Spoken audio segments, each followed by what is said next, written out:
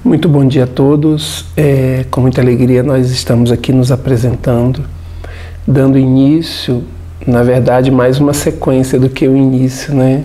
Nós já estamos aí há algum tempinho numa estrada e nessa estrada nós estamos buscando trabalhar esses elementos saúde, doença, equilíbrio, evolução, tendo como pano de fundo o processo da consciência, do despertar da consciência. E como ferramenta, de uma forma muito especial, nós estamos fazendo uso da homeopatia. Então a gente está aqui hoje para iniciar essa série Conversas sobre Saúde, entendendo os fundamentos patológicos.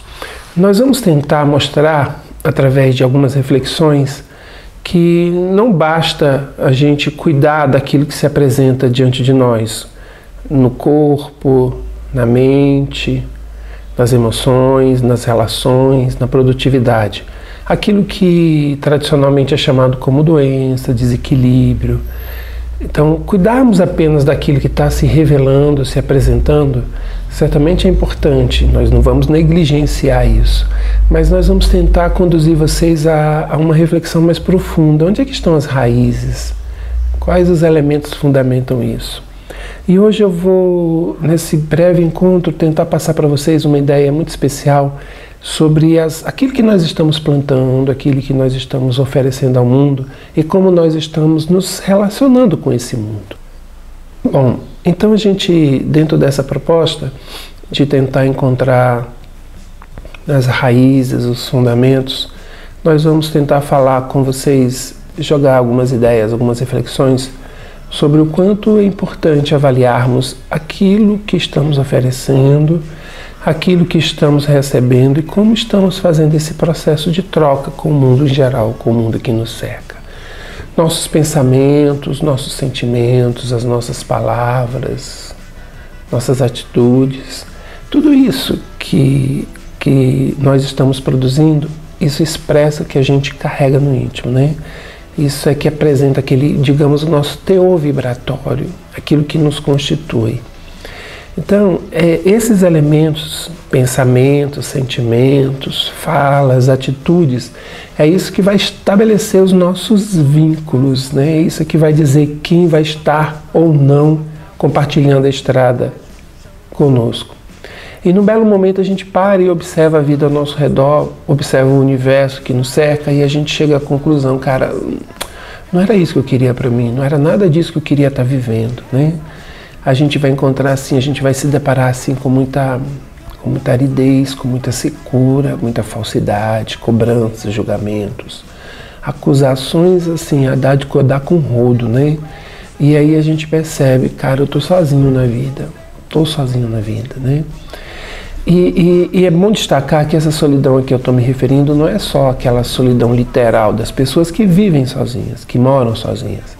Eu estou falando também daquela solidão que acompanha mesmo as pessoas que têm alguém na sua vida.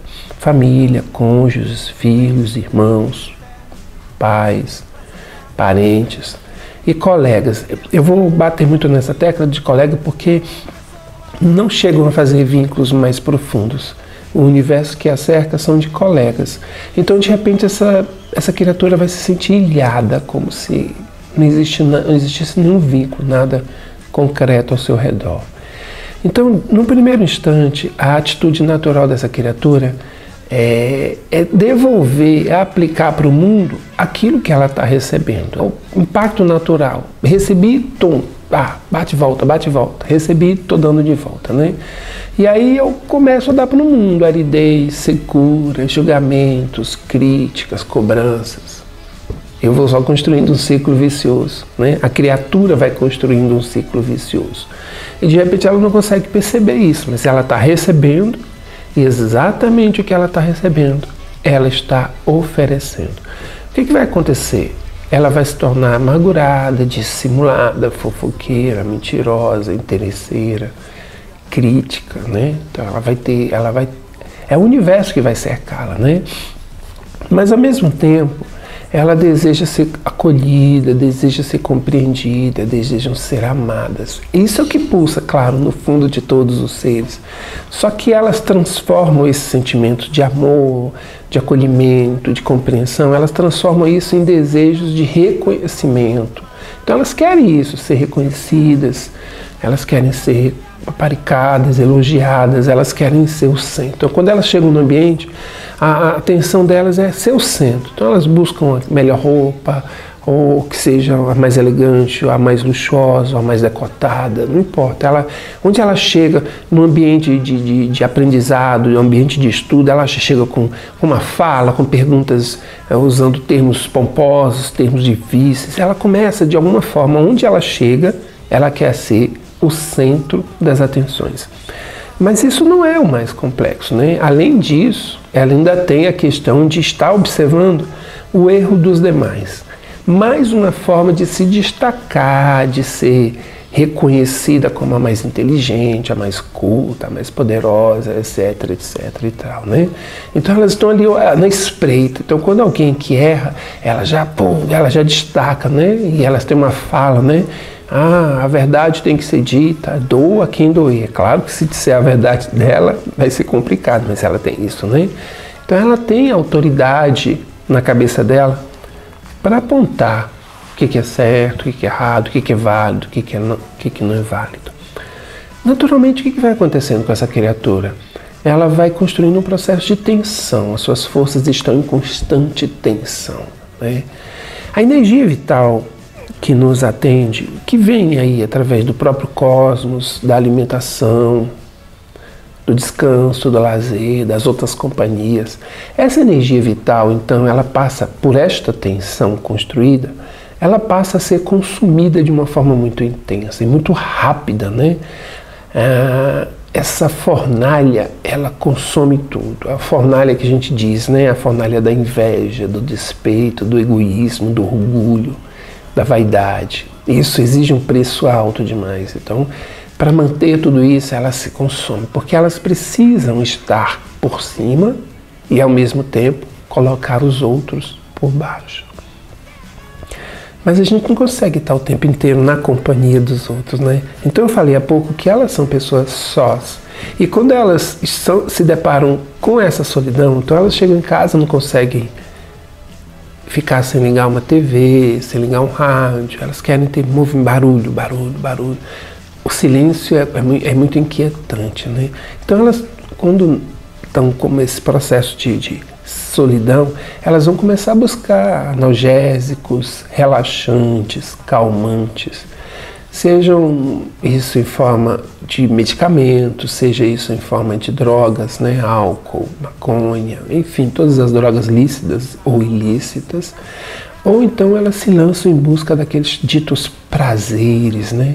Esses prazeres que vão entorpecer os seus sentidos. Automaticamente a gente vai entender que o sentido, ele é a porta da nossa relação interna com o mundo que nos cerca. Então, esses sentidos, essas portas, elas estão bloqueadas por esses prazeres, que no primeiro momento traz aquele preenchimento, traz aquela força toda, mas daqui a pouco eles esvaem. Repito, essa fornalha, que consome a nossa vitalidade, que consome a nossa vida, ela é muito intensa. Tanto que você vai ver pessoas jovens, 30, 40 anos de idade, mas que já têm uma aparência consumida, 70, 80 anos. Você olha assim, não imagina que aquela pessoa tão jovem, mas ela já está consumida, né? Então essas pessoas, na busca desses prazeres, desse anestesiar-se, elas vão fugir de todo convívio que seja solícito, sóbrio, tranquilo, equilibrado, pacificador. Então essas pessoas, quando elas vivem numa estrutura familiar, elas vão, na verdade, se tornar controladoras.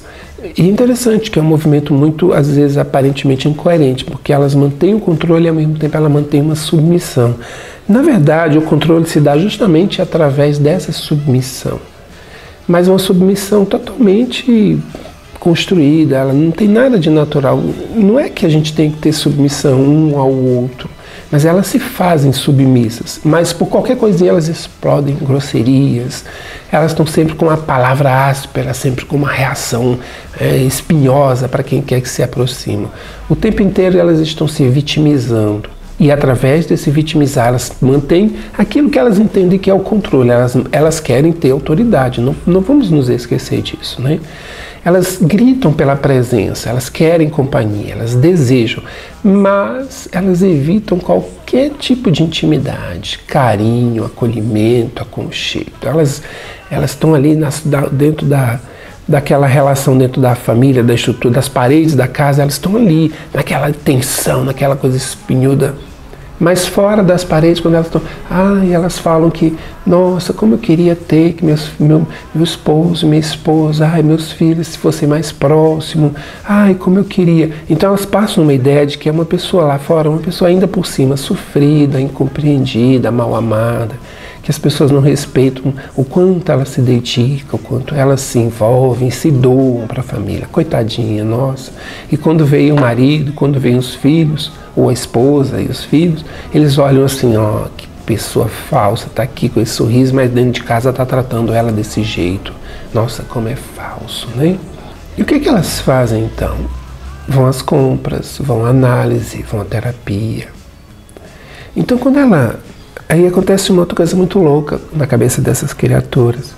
Quando elas encontram um lugar, um ambiente ou uma pessoa que inspira confiança nelas, num primeiro momento, elas se aproximam, elas se sentem acolhidas pelo que aquele ambiente, pela aquela instituição ou por aquela pessoa proporciona. Ela se sente acolhida, se sente em paz. Mas já num segundo momento, uma força muito intensa no íntimo dessa criatura, que ela já vai colocando para fora a sua necessidade de ser superior. Então olha só essa contradição. Ela se percebe acolhida, aconchegada, ela percebe que tem alguém ou um espaço que tem algo a oferecer para ela, seja não só de conhecimento, mas principalmente de entendimento, de acolhimento. Aí o que ela faz? Ela começa a entrar num movimento de competição, de agressão. Então, aquela pessoa que no primeiro momento era alguém que a acolheu, se torna inimigo. E de alguma forma ela toma para si o dever de desmascarar essa pessoa. De provar que ela é farsante, charlatão, e que ela é mais que a outra, que ela é mais inteligente, que ela conhece mais, que ela merece estar, inclusive merece estar lá no lugar da outra.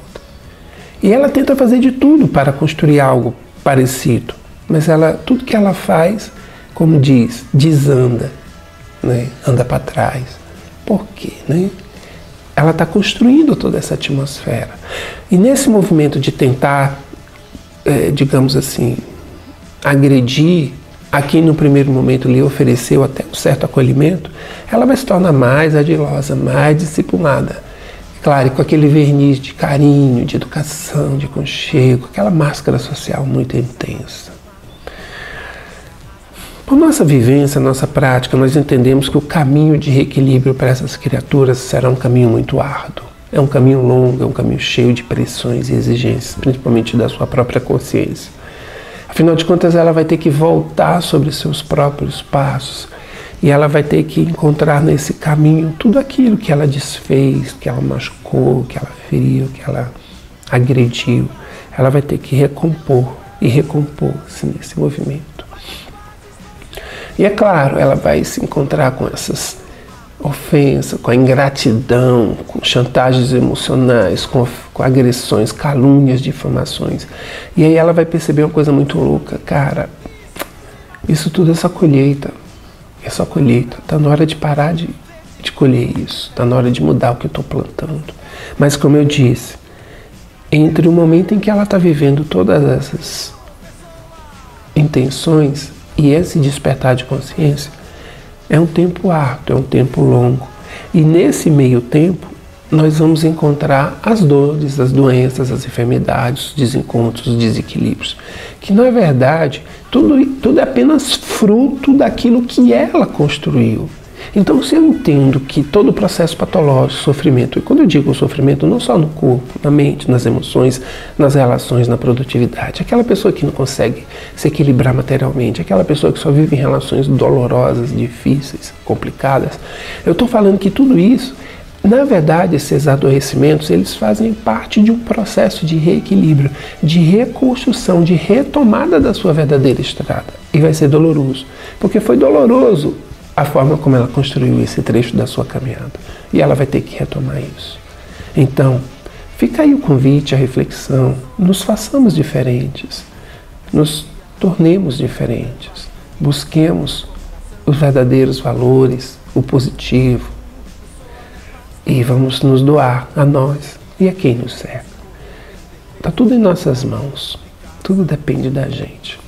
Muita paz, muita luz para todos nós. Até a próxima.